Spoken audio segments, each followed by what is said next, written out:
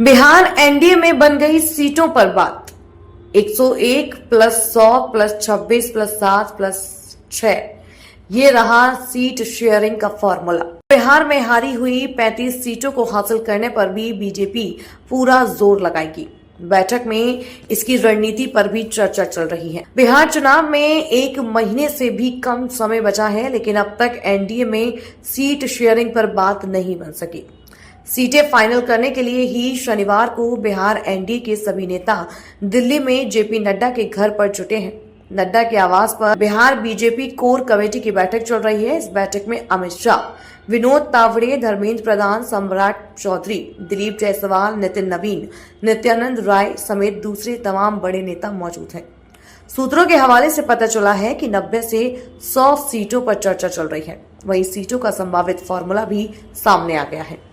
Bihar NDA में किसे मिली कब कितनी सीटें? सूत्र: जेडीयू को 101 सीटें, बीजेपी को 100 सीटें, एलजेपी को 26 सीटें, हम को 7 सीटें, आरएलएम को 6 सीटें। 3 सीटों पर बातचीत जारी है।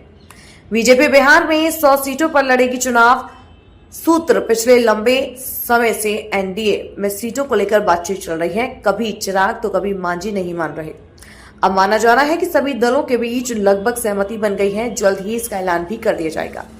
संभावित फॉर्मूले के मुताबिक बीजेपी बिहार में 100 सीटों पर चुनाव लड़ेगी, जबकि अपने सहयोगी जेडीयू को 101 सीटें देगी।